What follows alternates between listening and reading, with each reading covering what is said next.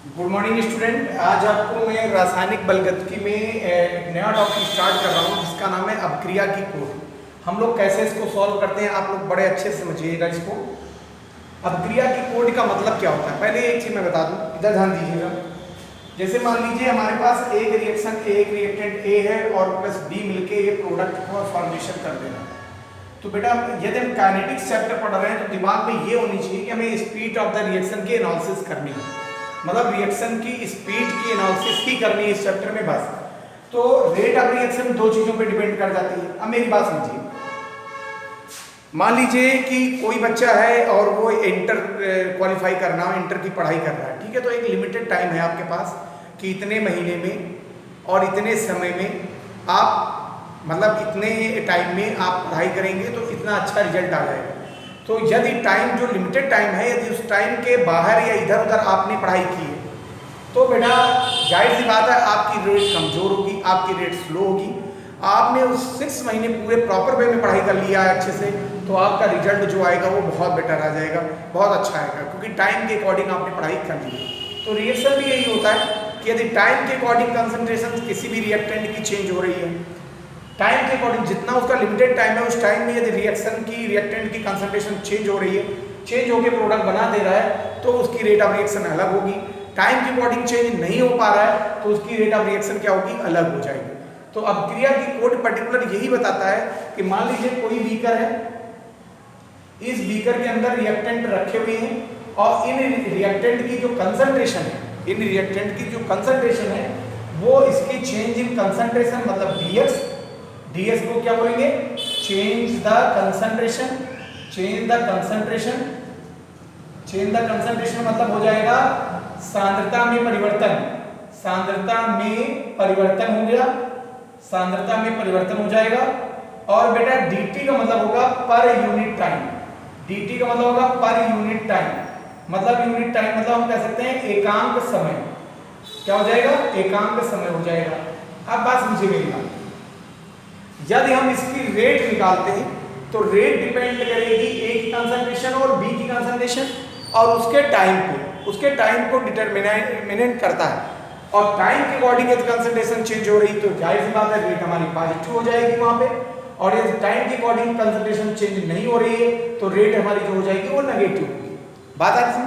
अब बात को थोड़ा सा अच्छे से एक्सप्लेन करें इसको, अब क्रिया की कोड कहते क्या, हम इसकी डिफिनेशन लिखना चाहें तो यही बोलेंगे, change the concentration, change the concentration per unit time, per unit time, change the concentration per unit time of any reaction, of any reaction is called rate of reaction, rate of reaction कह दिया जाता है।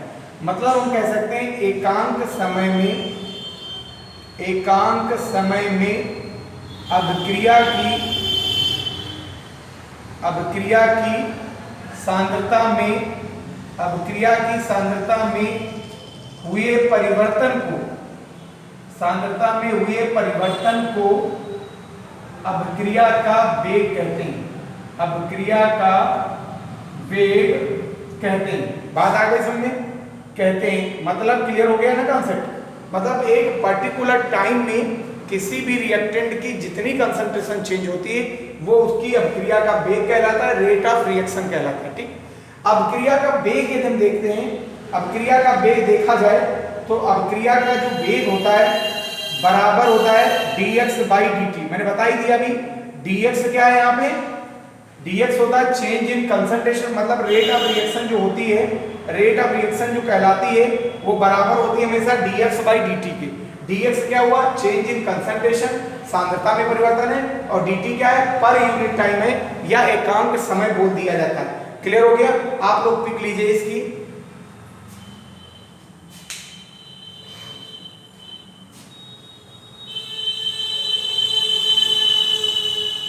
देखिए।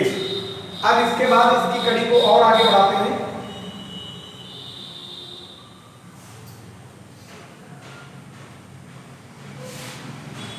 देखिए अब मैं ये कह रहा हूं, यदि बेटा, यदि समय के साथ समय के साथ सांद्रता में परिवर्तन हो रहा है, समय के साथ सांद्रता में यदि परिवर्तन हो रहा है, मतलब इफ change the concentration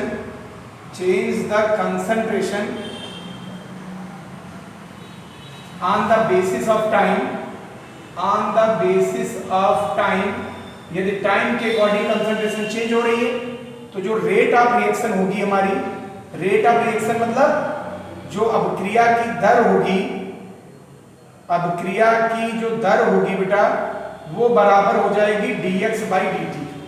कभी ना भूलिएगा, वो रेट हमारी क्या होगी, प्लस की होगी, प्लस में रखी जाएगी, ध्यान रखिएगा।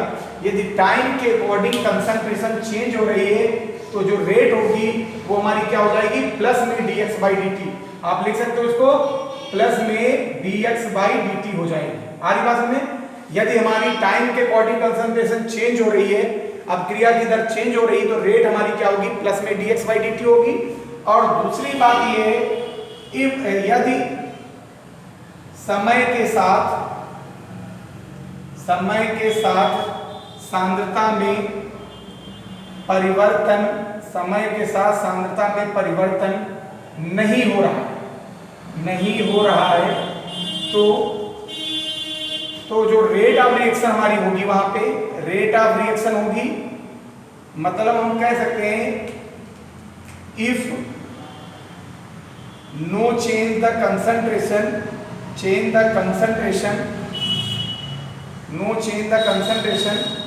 on the basis of time, यदि टाइम के अकॉर्डिंग कंसंट्रेशन नहीं चेंज हो रही है तो जो रेट ऑफ रिएक्शन हमारी निकल के आएगी वो क्या हो जाएगी, माइनस में dx/dt होगी। मतलब उसकी रेट जो होगी वो माइनस में चली जाएगी, अब क्रिया की जो दर होगी हमारी वो किस में चली जाएगी, माइनस में जाएगी। अब क्रिया की दर बराबर क्या हो जाएगी, माइनस में dx/dt हो जाती है। क्लियर हो गया? नोट कर लीजिए आप लोग।